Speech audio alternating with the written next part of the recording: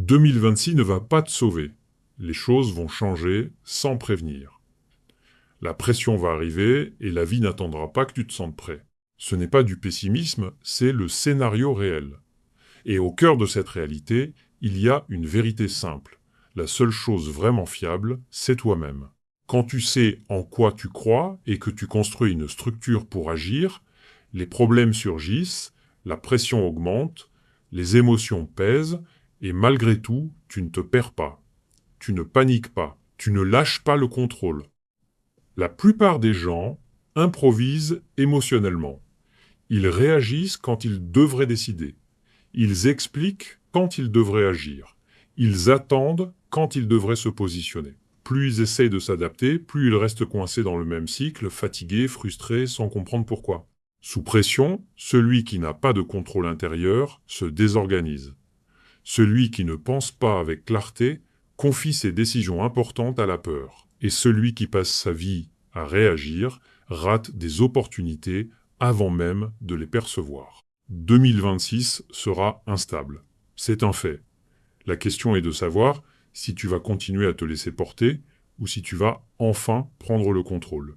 Je vais te présenter 10 règles stoïciennes directes et applicables pour penser plus clairement, agir avec fermeté et ne pas te perdre quand tout se resserre. Si tu vis selon ces règles, je l'affirme sans illusion, indépendamment de ce qui se passera à l'extérieur, 2026 sera une excellente année pour toi. Il ne s'agit pas de tout faire marcher parfaitement, il s'agit d'arrêter de vivre en mode automatique. Il s'agit de devenir quelqu'un de fiable pour toi-même. Commençons.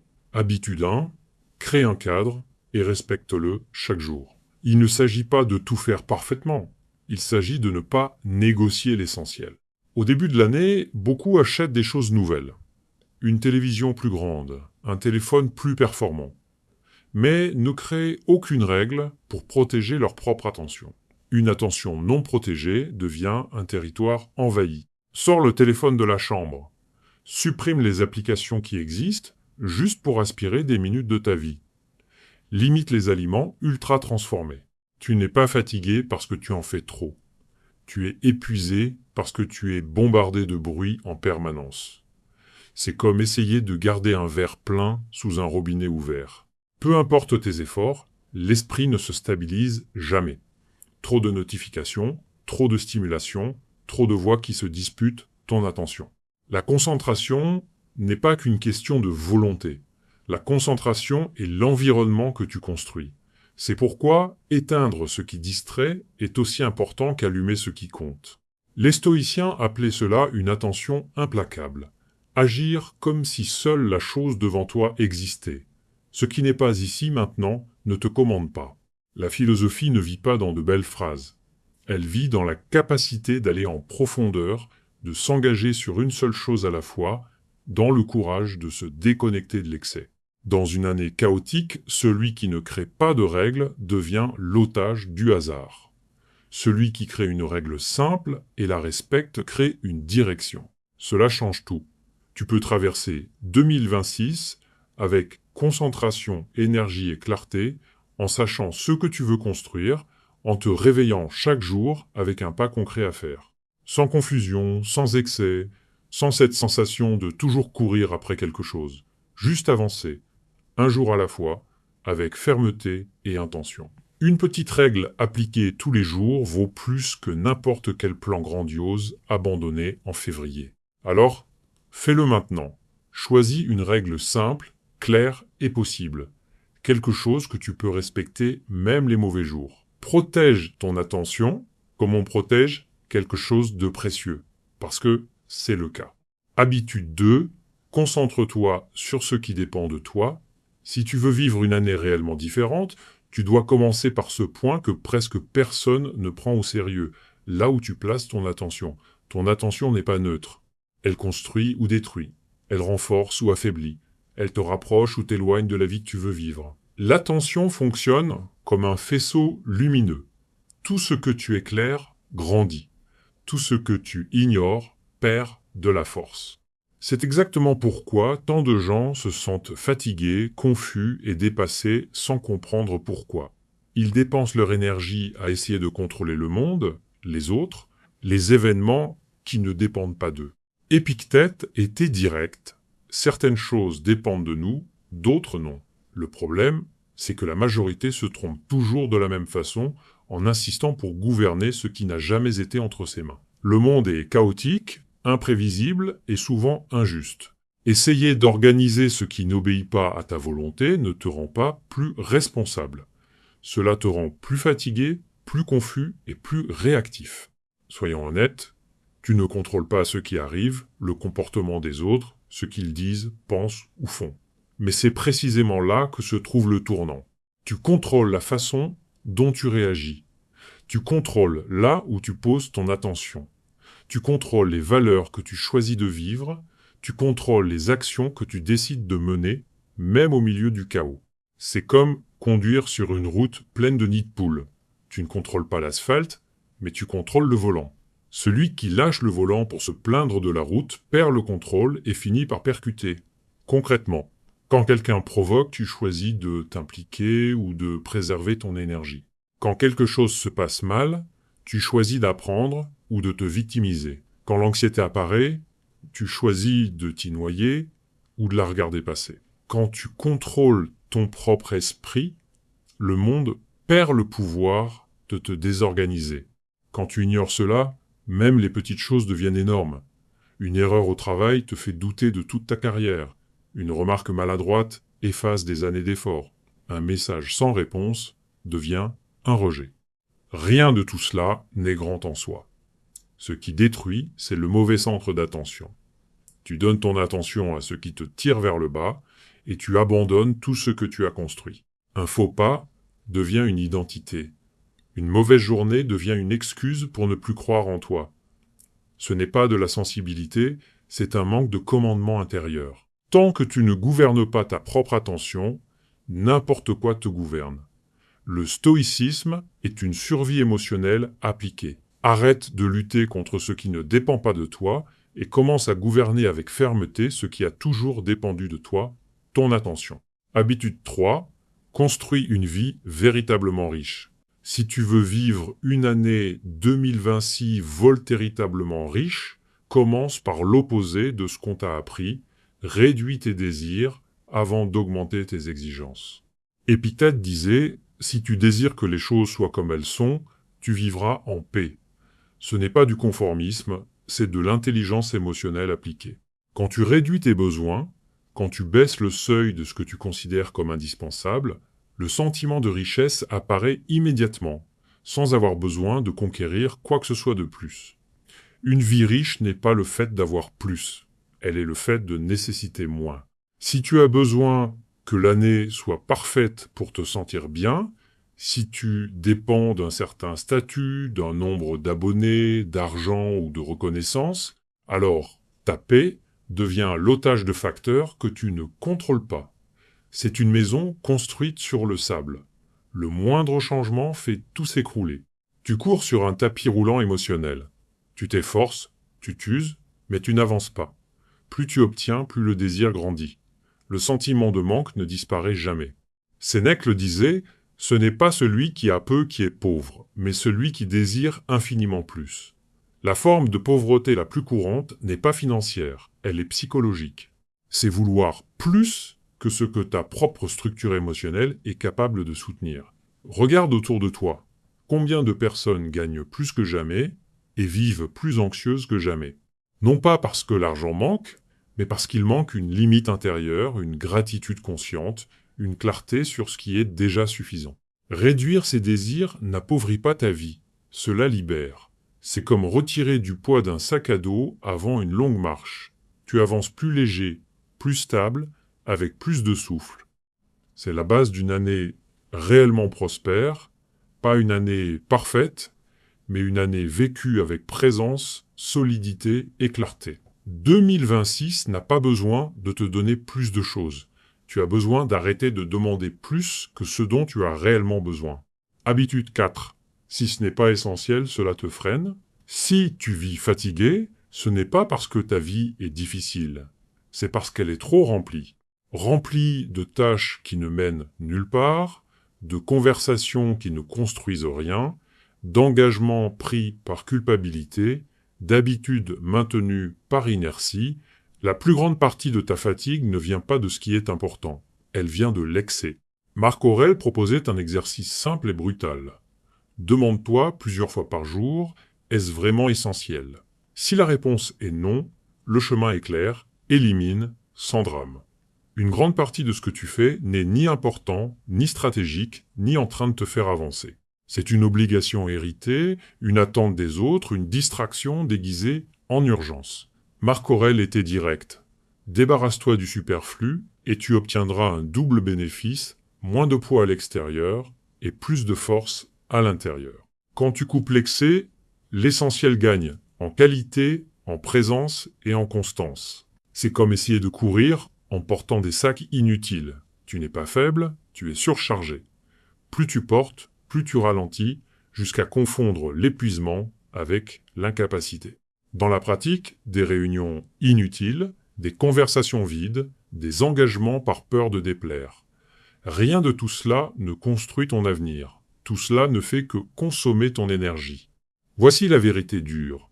Tu disposes d'une quantité limitée de temps, de concentration et d'énergie mentale. Chaque oui à ce qui n'a pas d'importance est un non silencieux à ce qui pourrait transformer ta vie. Au début d'un nouveau cycle, la décision n'est pas de faire plus, c'est de faire moins, mieux. Couper l'excès n'est pas une perte, c'est une libération. Celui qui protège sa propre énergie avance. Celui qui ne la protège pas ne fait que s'occuper. Concentre-toi sur l'essentiel. Le reste est du bruit. Habitude 5. Regarde le chemin que tu es en train de suivre. À la fin de la journée, arrête-toi et regarde avec honnêteté la journée qui vient de se terminer. Il ne s'agit pas de culpabilité, ni de t'attaquer mentalement. Il s'agit de ne pas vivre en mode automatique. Tenir un journal n'est pas une mode de productivité. C'est une pratique stoïcienne, ancienne, de responsabilité personnelle. L'esprit, quand il n'est pas organisé, devient une pièce sombre avec tout jeté par terre. Tu avances dans le noir, tu trébuches, tu te fais mal, et tu ne sais même pas sur quoi. Le journal est la lumière que tu allumes avant de dormir. Où vas-tu traiter tout ça? Où vas-tu déposer les décisions mal prises, les réactions impulsives, les réussites invisibles, les erreurs que tu répètes? Si tu ne choisis pas un espace pour réfléchir, l'esprit garde tout dans le corps. Le prix apparaît sous forme d'anxiété constante, d'irritation sans raison claire, d'une fatigue que même le repos ne résout pas. Sénèque était très clair là-dessus. À la fin de la journée, il s'asseyait en silence et passait en revue sa conduite. Il se demandait sans drame « Qu'ai-je bien fait aujourd'hui? Où ai-je échoué? Que puis-je corriger demain ?» Il avertissait « Ne laisse rien passer sans le soumettre à l'analyse. » Cette révision nocturne n'est pas une punition, c'est un travail de polissage. Comme un artisan qui, avant de fermer l'atelier, observe la pièce sous la bonne lumière et corrige ce qui est de travers avant que cela ne devienne un défaut permanent. Le journal devient la manière la plus intelligente de terminer la journée. Tu organises ton esprit, tu libères le poids émotionnel et tu vas dormir en paix. Non pas parce que la journée a été parfaite, mais parce qu'elle a été comprise. Et quand tu te réveilles différent. Pas par miracle, mais par direction. Celui qui révise sa journée le soir vit le lendemain avec plus de clarté, plus de solidité et moins de gaspillage d'énergie. Commence aujourd'hui. Avant de dormir, écris quelques lignes. Pas besoin que ce soit joli. Ça doit être honnête. Habitude 6. Ne réagis pas sur le moment.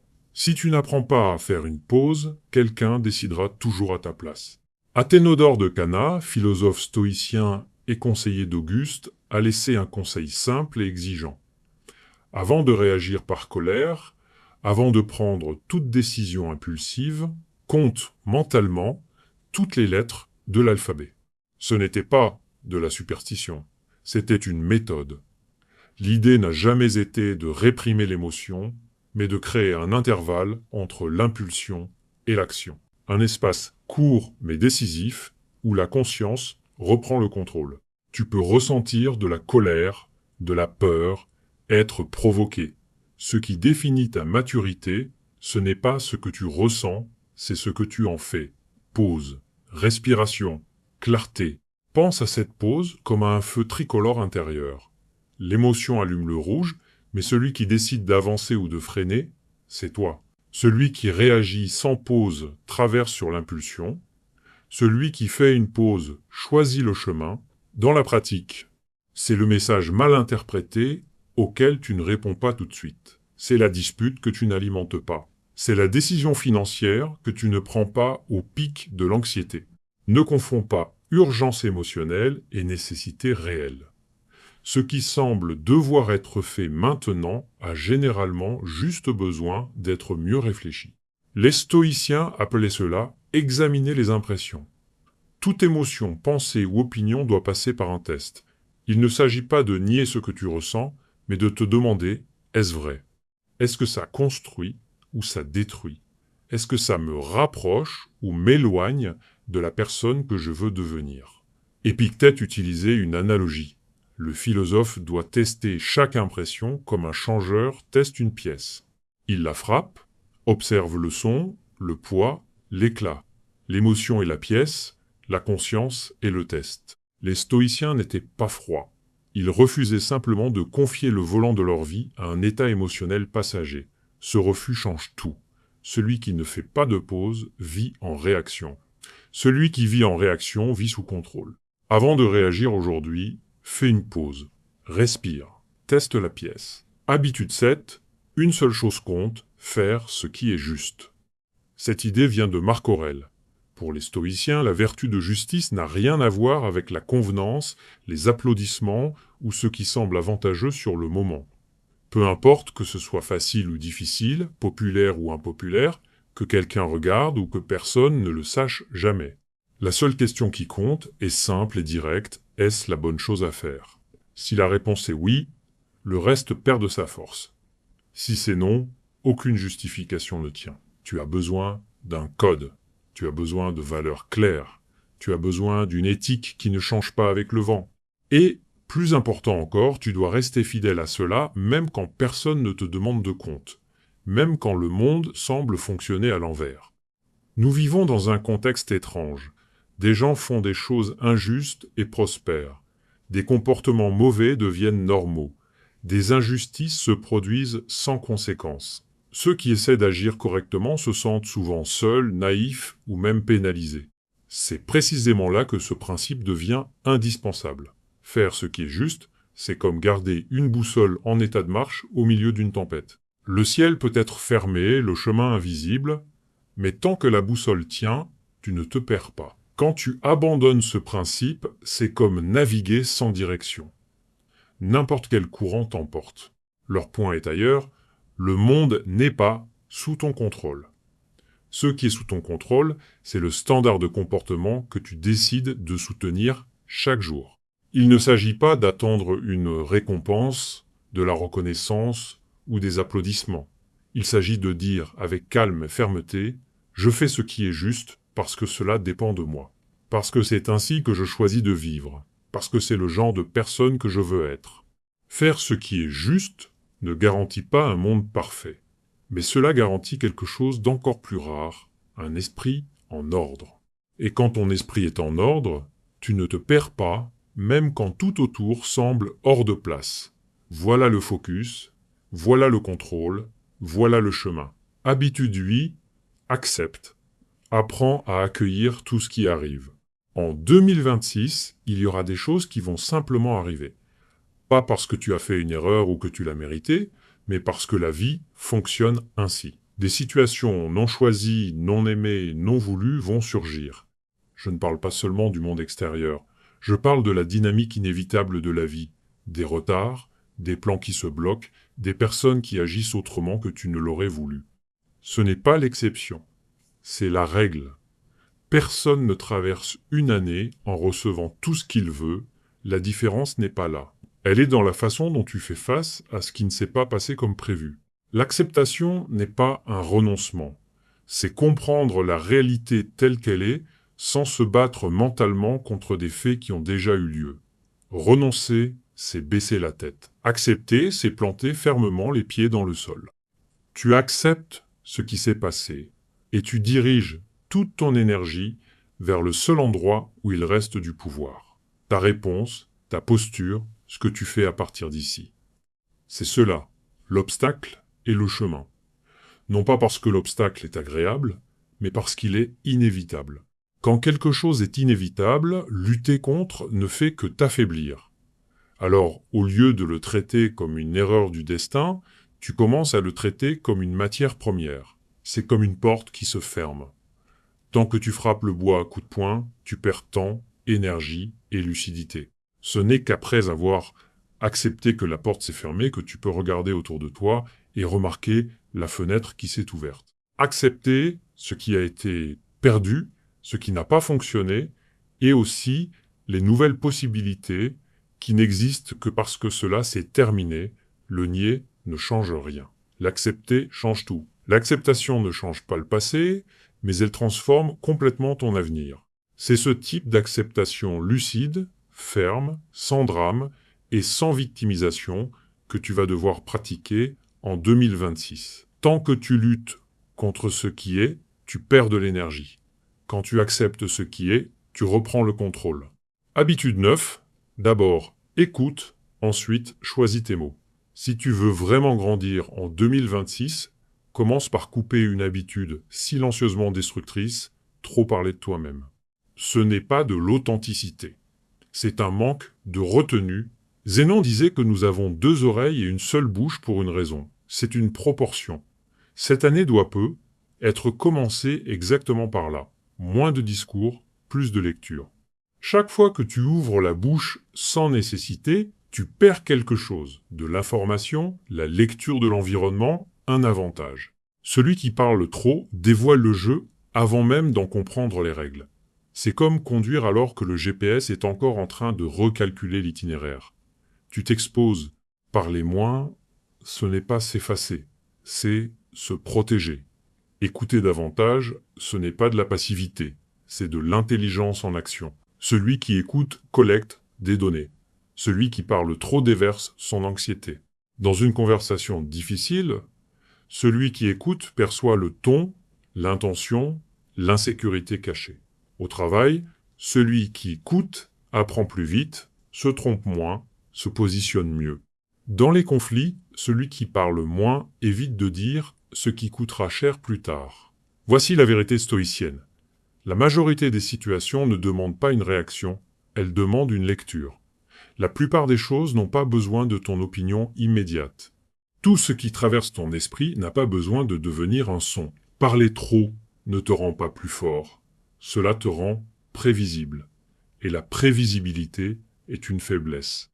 L'autocontrôle commence par la bouche.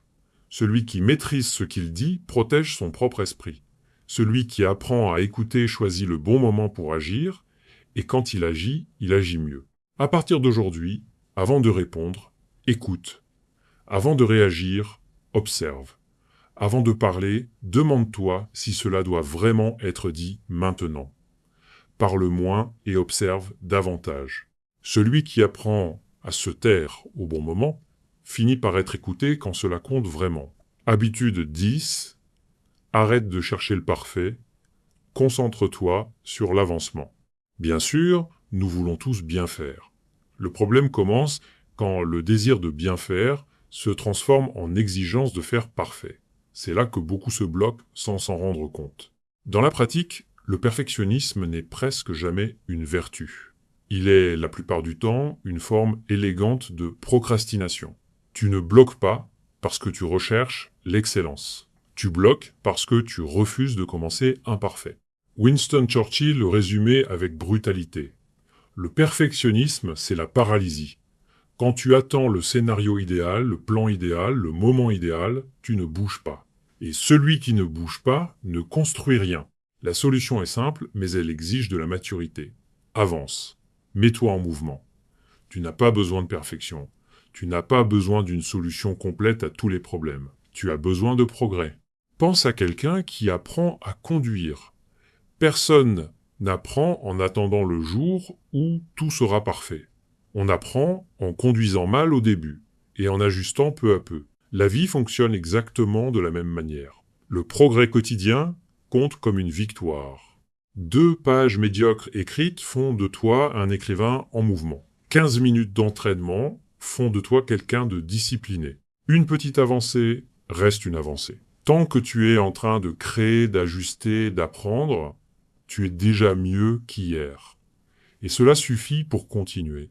Attendre la perfection, c'est attendre quelque chose qui n'existe pas, surtout dans un monde imparfait, imprévisible et hors de ton contrôle. Les stoïciens étaient clairs. Ils n'enseignaient pas à rechercher un idéal inatteignable, mais à s'améliorer continuellement dans la réalité. La perfection est impossible. L'amélioration, non.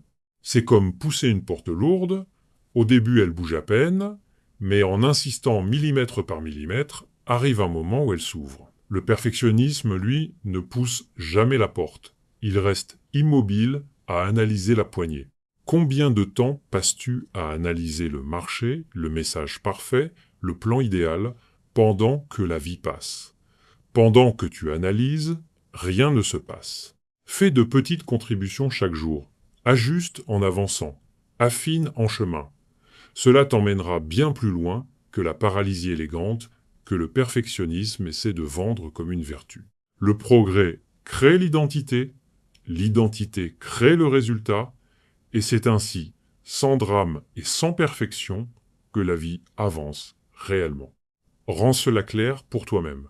Quand tu assumes cela, tu arrêtes d'attendre le moment parfait et tu commences à construire l'année que tu veux vraiment vivre.